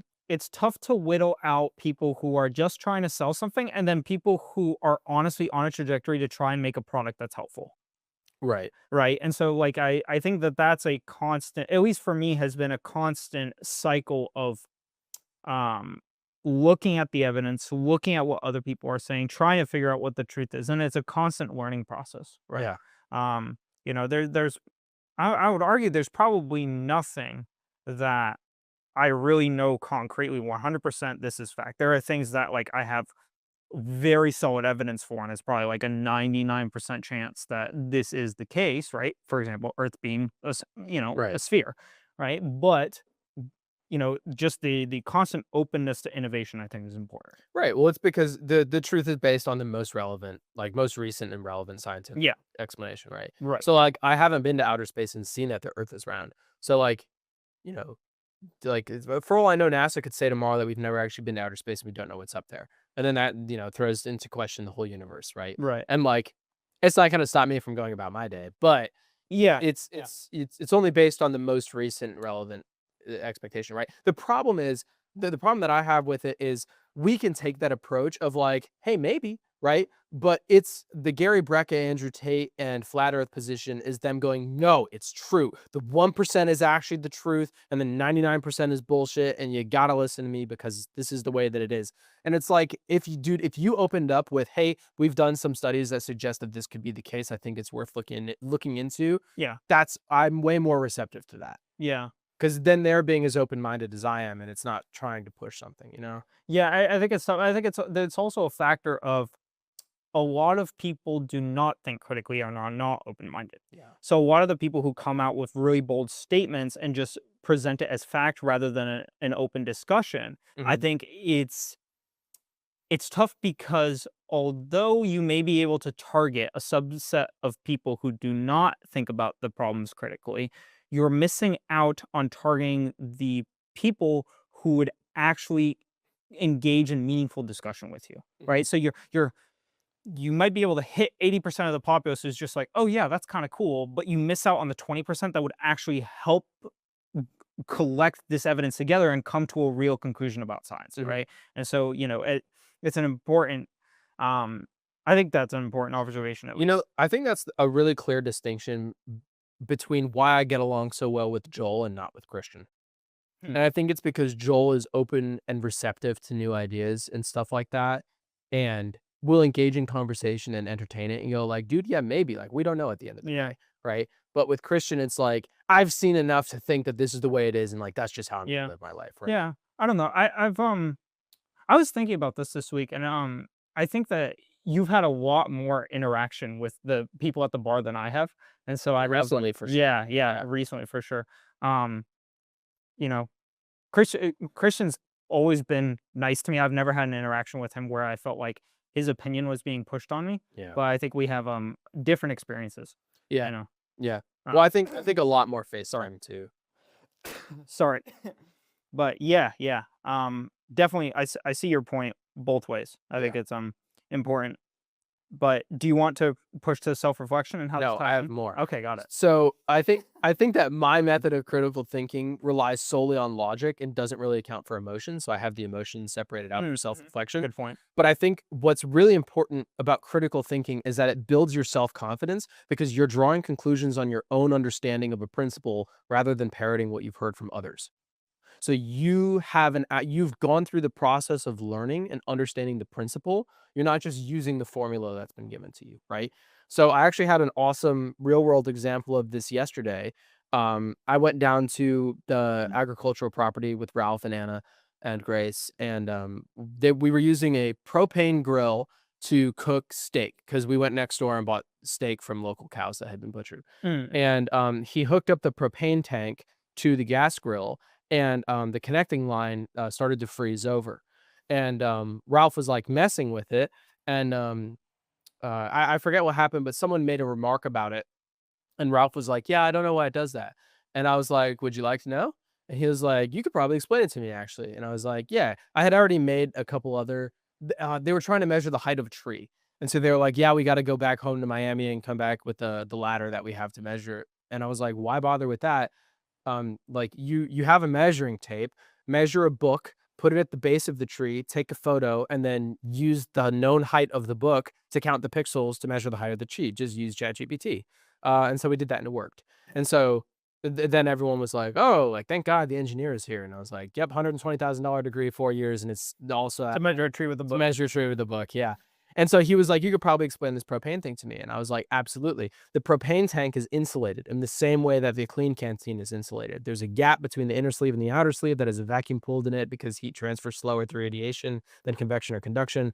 Same thing with the propane tank, which is why the propane tank isn't freezing. They compress the propane to get as much in there as possible. When you condense gas, it starts to get super cold Yeah. because hot gases expand, cold gases condense. So by crushing it as much as you can, it gets really cold. When you hook that up to the single layer tube line, it gets really cold from all that cold air flowing through it or cold propane flowing through it. And so the external side freezes over, right? And so we were talking about that because Ralph was like, "Okay, I kind of understand that." And I was like, "This is actually the same principle that works in your car because he has a turbocharged right-hand drive Toyota Hilux, Oh, which is cool. pretty interesting." That is And cool. I was like, "Your turbocharger does the same thing. It uses an intercooler and a turbocharger to cool the air down and compress as much into the cylinder as possible. Because if you have more air, you can get more fuel and then you have more power." Yeah. Same principle with the propane tank. And he was like, "That's really smart. Thanks for sharing." And I was like, "Absolutely." And that's a great example of using critical thinking to understand a principle that you can then apply across a wide metric of things. Apart from if I had just left the propane thing, like, at then and there, like, if I just left it there, like, "Oh, yeah, the propane tank is insulated, and then the connecting line isn't, so the connecting line gets frozen," right? Ralph might remember, "Oh, yeah, it's actually really cold in there, but it's insulated." That's it. But now he might have a better understanding of the principle to understand more how, like, car engines work. Mhm. And I think that that gives me a lot of self-confidence because I actually have an understanding of why something is the way it is, not just that it is the way it is, right? Yeah. So that's the last remark that I had on critical thinking. No, I think that's a good valid point. Thanks. Yeah. Cool. Self-reflection? Yeah, so segment 2, self-reflection. Do you have a read in for this? Kind of similar breakdown to what I did above. It's Okay. up to you. Well, I'll read this then. So, in my eyes, we've established that critical thinking for me is entirely logical and essentially emotionless on my Mhm. behalf. I think self reflection is a much more emotional process for me in which I review my life experiences and analyze how I performed in various scenarios and how I felt about it. How does your perception differ? Yeah, I think self-reflection is a lot more reflective of past actions and trying to improve on those past things that have already happened. Right. Critical thinking is much more um, in the moment. How do I work towards the future in the best manner possible? Self-reflection also attempts to work towards the future, but specifically by looking at the past. Hmm. Um, Critical thinking works in the present, I think. Critical thinking is almost if then, and self reflection is almost like because of that. Yeah, yeah, that's a good way to put it too. Yeah. Um, So for self-reflection, I have it's important to examine your thoughts and actions and emotions to improve oneself for a future event or future position that you may be in. Right. So looking at the past in order to inform the future I think, self-reflection requires humility, honesty, and time to pause, which is kind of similar to critical thinking in the pause sense. But the humility and honesty, I think, can tie into critical thinking as well, because you have to be able to have some humility to leave that sliver of percentage where you still question things, even if you have a multitude of evidence to show that the truth is what it is or what you're presenting, right? I think humility can be best defined briefly as like an openness to not being right about something. Yeah, yeah, that's a good way to put it. Um, but that humility and that honesty is in reflection of past events and experiences in order to inform future ones. Um, Self-reflection requires that aspect of self-awareness to implement humility and honesty. And that self-awareness builds people who understand their strengths, weaknesses, and blind spots. Um, so it's building people who are able to a self-reflect, obviously, but think critically in the future too. So Right. it's building a foundation through your self-reflection. And in that, it strengthens the relationship by each person being self-aware, communicating their mistakes, and building that trust with the other person. Hmm. So that's a lot of the inherent value. I see um, self-reflection as a foundational tool, and I see critical thinking as a foundational tool, but they work in conjunction, but in slightly different ways. Yeah. Or they have slightly different vehicles that they're using to get to the same goal of a better self at the end, Yeah. right? I think they work in harmony together. It's Yes. like a spoon and a fork. They both get the food in your mouth, but some are better for some situations and the other's better for others, Yeah, right? or if your life is spaghetti, you use both. Yeah. If you're your Yeah. Exactly. yeah. You can get it done with either, but it's easier if you use both. Right. Yeah. Well, and I think you get better at each And it's if hard to be effective without both. right, exactly. Yeah. And I Or think that without either one, right? Sorry. with only one or the other, Yeah, yeah, right? yeah. Yeah. And I think that you get better at using a fork the more you use the spoon. Mm. So the more you think critically, the easier it is to find yourself self-reflecting, and the more you self-reflect, the easier I think you find it to think critically in the future. And I think that fundamentally, for me, the process of self-reflection is similar to the process for critical thinking, and it's just simply that I can find success in both fields by asking myself the same question repeatedly until I find a reasonable answer. And the question is just why. Yeah. So it's why is this the case factually, and why did I act that way, or why do I feel this way right Yeah. now? Yeah. It's just asking why Yeah. over and over again. And I think a lot of like the journaling recommendations that people have, and like, you name it, self-help things that people have, a lot of it leads to building your ability to self-reflect, Mhm. right? It's a Yeah. it's a vehicle and a tool to build that skill. Yeah. Um, but yeah, I think the two, critical thinking and self-reflection, tie in together in harmony for Yeah. sure. I think that journaling is used largely as a vessel to try to get out like, at a certain point in journaling, you start to stream of consciousness, right? Mm. Or some people, that's all journaling is. And at a certain point, you'll find yourself questioning why you acted a certain way or validating why you act a certain way, and that allows you to reconsider that from a different angle Mm. or better understand why you act and react the way that you do. Um, I think that the critical thinking is becoming increasingly more rare and self-reflection along with it. Um, an example, politically, people are quick to listen to the logic of others, adopt it as their own without thinking critically, and as a result, not properly understand how they feel about the topic via self-reflection. So Mm. it's really quickly to just like become a sheeple person and listen to what the person is saying, go, oh, that makes enough sense. not understand why they're saying it, and then adopt it as your own. And then when someone questions you on it later, their questioning might be valid, but now you feel attacked. You don't recognize why you feel that way because you haven't done any self reflection. And so then you react very emotionally as well. And now Yeah. everybody's yelling. Right. Right.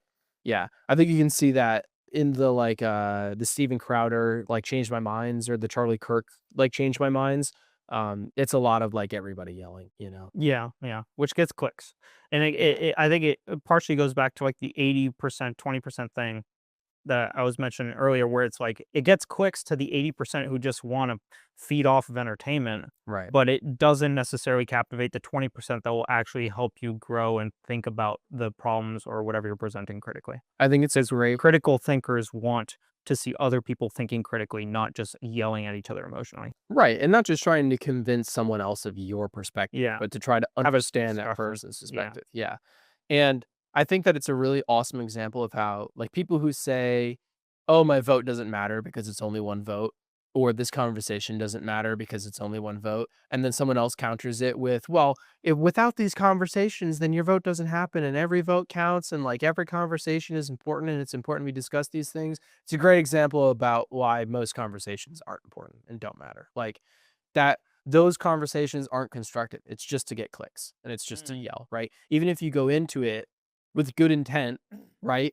If you haven't self-reflected on your own position before, then you're not going to understand why you respond so emotionally or even why the other person is responding emotionally because if you've self-reflected on your own position, then you probably have the ability to understand why someone else feels differently and why they're reacting emotionally. And it's self-reflection allows you not only to see why you act the way you do, but why others act the way they react. And you get better at conversation with everyone when you self-reflect, even if the other person doesn't, because you know how they're like what's happening in their head. Yeah, yeah, Yeah. yeah. Um, I guess there's a big factor of the more effort you put into it, the better your results become. Yeah. You know, it's just like if the more you work on self-reflection and the more you work on critical thinking and the more you try to understand yourself, the better you will understand yourself and other people around you. Yeah. Right? It's a linear function. You Yeah. know? I think I haven't seen many people who dedicate real time and effort to self-reflection and critical thinking who don't see benefits from it. Yeah. I see people who journal a lot or like go to therapy but don't really put their heart into it. Like they aren't really doing the work Yeah. that don't see the output, um, which is a shame, but they're also not really putting the work in, so it's like Right. they You think they're can't working, expect but they're the not. output to, Right. you It's know. like they think they're working, but they aren't, Yeah. and that's why they aren't seeing the output. Yes. Right, Exactly. right. Exactly. That's what I have for section 2. That's all I got as well. Okay, section 3 is the negative impact of not thinking critically or self-reflecting. Do you wanna open this up? Sure. I'll open it Go up. for it. Um, so the negative, I would say, of I see these as kind of working in harmony. Mhm. So I kind of group them together in terms of my negatives and then my positives. Negatives to not working on critical thinking and or self-reflection would be people become easily manipulated. I think that you easily fall into the norm of the path, whatever you're on, Yep. right? From a critical thinking sense, you are not questioning the path that you're on, and not thinking about it and not mulling over the ideas that you hold as truths, and therefore you're kind of just manipulated onto the path that you're on. And then from a self-reflection perspective, you haven't done the self-reflection in order to have the vehicle in order to think critically and Right. figure out where you sit, right? In a similar fashion, um, I think because you are a little bit more emotional in your train of thought and um, are a little bit more easily manipulated when you don't think critically or self-reflect. You can make poor financial, career, or life decisions Mhm. that come from that. And then you become an echo chamber of whatever your norm is and are closed off to new ideas and thoughts, Right. right? Which continues that same trajectory and path. And the more you go down the path, the harder it is to get on the path of self-growth, self-reflection, humility, and honesty with oneself in order to generate a better version of you for the future. Well, I think at that point, it's like you've adopted someone else's perspective so much that you don't even really know how you feel about stuff. Right, So a exactly. lot of But you don't so even realize that you're adopting someone else's perspective. right. Yeah. So by the time you realize that and you're like, "Oh, I should try to find out who I am," or whatever, right? It's like how do you even know where to start? And then that's a whole existential crisis too. Yeah, yeah, that takes a lot of work and effort to kind of pull out of that. Yeah, and a lot of people don't have that. It's like a years long thing of like trying to find out Years. who you are Yeah, apart from whatever this other person's perspective you've adopted for so long, right? 100%. Yeah. And I think that what's sad is that with a lack of critical thinking and self-reflection, I think it's very easy for people to repeat the same mistakes over and over. Yeah, I have the same Because thing written down. there's no vehicle for you to understand why you made those mistakes, or there's no even accountability that you could have potentially been the factor that caused that mistake or caused that problem, Right. right? Because you don't have the humility and honesty with yourself in order to step back and be like, okay, did I screw this up, or did this screw it up? Okay, if I screwed it up, that goes back to make every problem your problem, because then you're able to solve it. But Right. just saying, for this example, it's important to be able to concretely look at the situation and understand how your factors played into it and how you can solve them for the future. It's like if you're a bad romantic partner and if you're in many relationships and are continually getting cheated on and you can't figure out why, and you're not holding up a mirror to realize that you don't bring anything to the relationship and you kind of like drag everyone you're with down, Yeah. you're gonna keep getting cheated on. You're gonna keep making that same mistake of not putting any effort in and then not receiving any effort back. And a closed-minded person who doesn't self-reflect or think critically will say, "Oh, well, like, like my partners are all assholes, like she was crazy or like men are dogs and stuff like that," and not realize that actually you're not really doing anything to stop it from happening, Yeah. like you're Yeah. not putting What in the value do you effort. bring? Right, Yeah. exactly. Yeah. So they'll keep falling into that pattern if they don't like, read the reviews and figure out what's going on about it. Right. Exactly. And then the last bullet point negative that I have would be a lack of emotional intelligence or growth. Old bad habits will stay the way they are. Your impulsive tendencies will not change. You'll continue to have negative interactions with the people around you through either arrogance or a lack of being able to have a cohesive and concrete polite discussion, whatever it is, right? Those walls that you have up to that, if you broke them down, would allow you to get to a point of critical thinking and self-reflection become stronger and stronger the longer you stay on that path. Right. Yeah. And so those are the negatives that I have. Do you kind of have Those are it good broken down in points. a similar negative positive way? Yeah, I think that the sheeple example is a really strong one. Um, like if you don't think critically or self-reflect, then you kind of like become a sheep by following the person in front of Yeah. you without really understanding why or knowing why they're doing what they're doing or why you're doing it either. Yeah. Right. And that very quickly spirals into existential crises and unhappy career paths and isolating political statements and Yep. stuff like that, right? Some would say it's bad. Fuck. Yeah, isolating political statements I see a lot about people who they don't really understand why they think the way that they think, and so they're just gonna make a bold claim because that's what the people they watch online say, and Yes. they're very smart, so they know, right? Without actually understanding it themselves. Um, I think living a life without self-reflection can be compared to living someone else's life and not your own. Hmm. Without self-reflection, we're vulnerable to manipulation and groupthink. Without critical thinking, you can easily fall victim to misinformation, right? And that's misinformation in every sense of the word, and just like not accurate information, right? So, not this goes back to like the flat Earth example, right? It's not misinformation in the sense, it's the sense of someone thinking they're absolutely right with not sufficient data to back them up, right?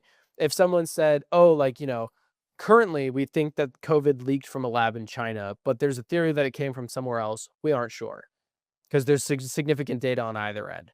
That's fine. Critical thinking can take you from there, right? But if you're listening to the news and there are like these like conspiracy theorists online think it came from a lab in China and they're morons, they don't know anything, then it's like, that's misinformation. Like claiming that you know something with absolute certainty without knowing what the answer is. Like, okay, where did it come from then? And they're like, oh, well, we don't know. It's like, then how can you say that you know it didn't come from somewhere if you don't know where it did come from? Right? Yeah. Like that's misinformation. Right. Right. Not I think that everyone through COVID, like, got real fucking liberal and was like, "Oh, misinformation is anything that disagrees with what we think," right? And it's no, misinformation is anything that says with absolute certainty and not sufficient evidence. Yeah. That's misinformation, Yeah. right? 100%. And so they're right. For the people who are like, "It did come from a lab in China because I heard about it." that's also misinformation. It's like you can't be absolutely certain because you heard about it. Like Yeah. there Just has to be because your some internal narrative aligns with it doesn't mean that it's not misinformation. right. You've got to figure out, even if you strongly believe that, you should also chalk it up to, well, I don't know for certain because like I haven't met the guy who made the virus and then leaked it out of the lab, right? But I've heard some pretty compelling sources say it, so that's the way that I'm thinking, right? Yeah. Um, but I think that a lack of self-reflection on the flip side of critical thinking can lead to knee-jerk reactions and emotional instability because you don't understand why you feel the way that you feel, and so you're just going to kind of go with whatever chemicals are in your brain at the very moment, um, and that can ruin relationships.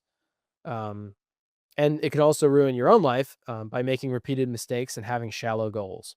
Um, and I think that self-reflection in general holds us accountable, right? And it's Yeah. it's it's not holding yourself externally accountable by having like an accountability buddy. It's being able to do it yourself, right?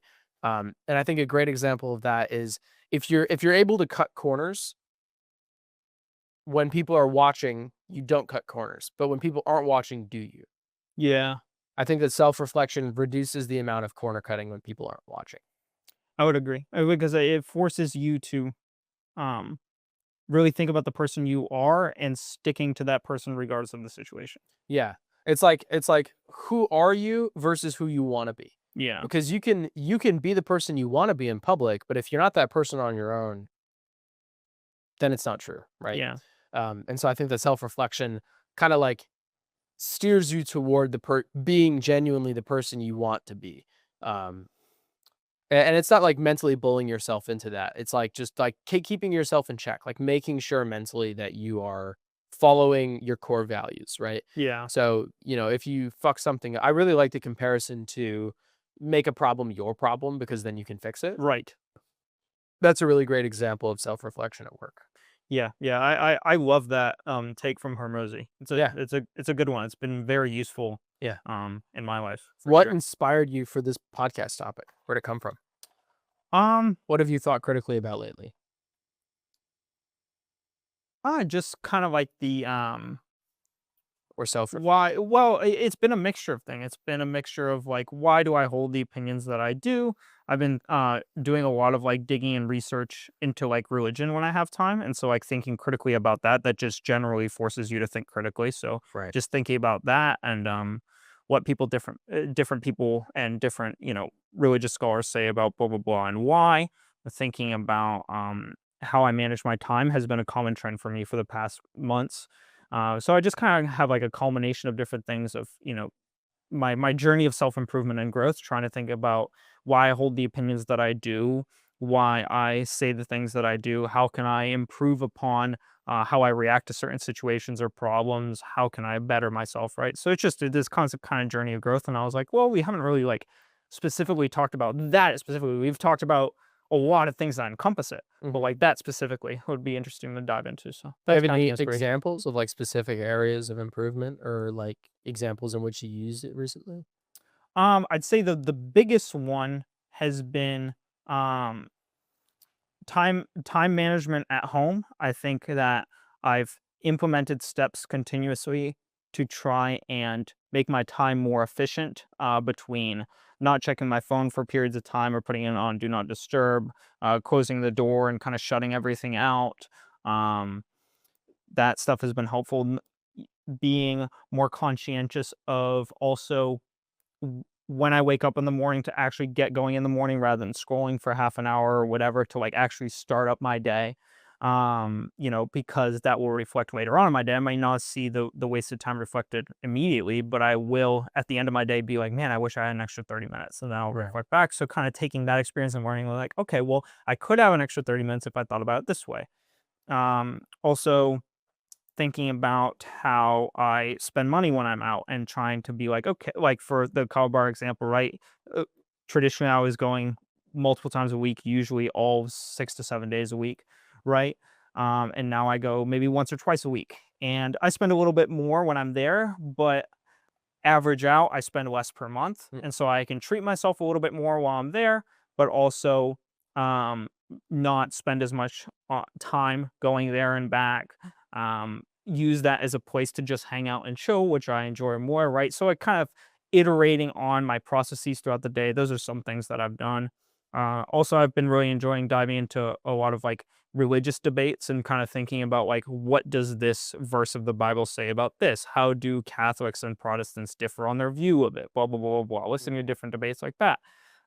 So just kind of a lot of different melding who I am, melding my opinion, melding how I think through this process of self reflection. Mhm. Those are I've been some watching. examples. Do you know Alex O'Connor on YouTube? No, I don't think so. He's a philosopher. He's got to be in his 20s. He's like our age, but he Mm. does a lot of like religious breakdowns. He is in, I think he's like an agnostic or atheist or something like that. I know that he's not religious, but he's really interested in religion. Okay. And he does a lot of philosophical breakdowns of like all kinds of scripture and stuff like that. But Oh, it's really interesting. cool.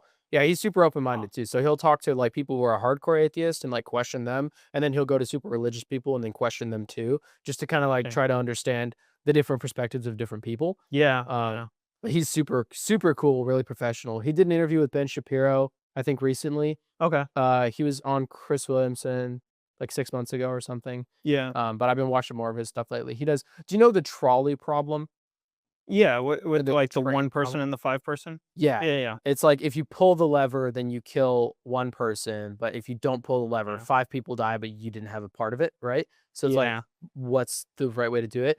There's memes online where they make that That's pop. every time what I think about with the train drifts across both tracks. Dude, well, it's either the train drifts across both tracks or like you you reverse it, but the one person is Hitler or something like that, or you make it such that the train goes in a loop, and every time you pull the lever, it goes back and forth a different direction. So if you pull the lever when it's about to run over the guy back and forth, you have to pull the lever indefinitely, but you do save his life. So at a certain point, you have to not pull the lever anymore, Yeah. Yeah. and then you're choosing him to die because you've proven that you can pull the lever. So is it better to just let him die immediately, or like try to stop? Like there's so many different like memes that people have made out of it that he then psychoanalyzes. I think my favorite meme is I saw one where the train it's going down the tracks and the guy's trying to figure out how to pull the lever and the train takes off and it foots the air and then it hits a hospital. Like it flies into a Yeah, hospital. There's like funny memes yeah. like that and stuff like that. There's another one where it's like a train, like you're standing on the overpass above the train and the train is continuing. And if the train continues on without hitting anything, it's going to kill 5 people. And you're on the overpass with a man, and you're given the choice of pushing the man over the railing and having him killed by the train will stop and save 5 people, or not pushing the man and having the train just kill the 5 people and the one man lives. And that's a really interesting one that he broke down. And each of his breakdowns are like 10 minutes because he goes like Oh, cool. all around. He also did one recently that's really interesting about how ChatGPT cannot generate an image of a full wine glass. Did you know Oh, that? interesting. If you ask it for a full wine glass, it'll only give you half. It'll never give it full. Really? Because online, if you search full wine glass, there's not really any images of like an overflowing wine glass. They're all like halfway filled up. So ChatGPT has never actually seen that, which proves that it can't conceptualize things. It can only use things that it's already seen, and it can combine them and mix them, but it can't actually come up with something truly new yet. Interesting. It is interesting. A lot of his videos are super cool like that. Hmm. Yeah, that's That's cool. that's related to, like, Yeah, yeah, religious yeah. psychology stuff that Mhm. I've also been listening to. Yeah, I've listened to everyone from like Sam Harris, who's like staunch atheist, really hard on. Isn't that the guy from Top Gear? Same name, different guy, Oh, okay. I think. Yeah, Yeah. I don't think his last name is Harris, but I don't think his first name's Sam on Top Gear. Mm. I thought his first name was Chris started with an Harris? S. Chris Harris, yeah. Yeah. With Sam Harris, he's like very staunch atheist. And then like anyone from like him to like Chris Connectly, who's like very, very religious Protestant, but Mhm. very religious. And then there's a couple other like Catholic scholars that I'll listen to and like, just all over the place. I'm just interested. Right. And just in a constant cycle of like trying to learn and understand. So Gotcha. just stuff like that has been on my mind recently. Gotcha. So Cool. yeah. What are some positives that you got? Of not thinking critically or self-reflecting? Or I guess no, actually I wrote down positives. of thinking just to kind of Oh, wrap up. gotcha. I just wrote down a couple bullet points of like positives of if you do either one of these, Sure, yeah. here are some positives that come out. Yeah. I wrote down some. Hit me with it. Able to step in other people's shoes. A lot of these we've gone over, but just kind of like recap at the end. Yeah. Able to step in other people's shoes. Evidence-based reasoning rather than emotionally based reasoning. Engage in faithful debate or discussion, and then you're able to ask yourself the hard questions that force you to grow. Yeah. So those are like Those kind are of the good. like heavy hitter positives that I pulled out. And I think one of the best positives in doing both is it makes you more assured that you're capable of coming to your own conclusions. You don't have to rely on other people for it. yeah, And and you're more open to other ideas and open to the possibility that you might be wrong, right? Meaning that if you are proven wrong, you're not really bothered by it because you've already like decided that you're open to it. yeah, But then also, if you decide that you go against the narrative of everyone else, you aren't bothered by that either. So I think ultimately, my biggest takeaway from thinking critically and self reflecting is that I'm more independent from everyone else, and the way that I feel isn't as determined by other people. And I think that people who don't think critically and don't self reflect, their emotional state and their intellectual status is more at the whim of other people. That's agreed, my biggest agreed. takeaway. Yeah. I don't have a dial in to share. I have a Maybe you dialogue do. to share. I've actually got it's not one quote, it's like a whole fucking paragraph. But to dial in, to end on a positive note, I'll say it's never too late to start thinking critically or self-reflecting. Never. The beauty of philosophy is that your mind is malleable even in older age. My dad is a great real world example. I'm not sure how much self reflection he practiced up until 2020 or so, and at that point he was 50. Since then, we've had a lot of constructive conversations, all centered around self reflection. And honestly, I think this podcast was one of the biggest sparks in that fire. So, as our dial in quote, I'm going to read it and then I want you to guess who said that quote, thinking it's never too late to embark on these things. The quote is: "One has to remember that every failure can be a stepping stone to something better." Do you know who said that quote? Every failure can be a stepping stone to something better. It feels Chris Williamson-esque. It's not. This is Okay. Colonel Harland Sanders, who held 5 or 6 different jobs throughout his career, working as a farmhand, a streetcar conductor, an insurance salesman, a railroad worker, a gas station operator, who went door to door for 2 years in his 60s trying to sell his chicken recipe to restaurants, Oh yeah. who was rejected over 1,000 times, sleeping in the back seat of his car and pitching the same idea over and over and over 1,000 times before he got his first and only yes. And at 65 years old, he made it work. If Colonel Sanders can hustle that hard at his 60s, I truly believe that anyone can start practicing critical thinking and self reflection at any age, in any situation. Fair enough. Cool. That's all I got.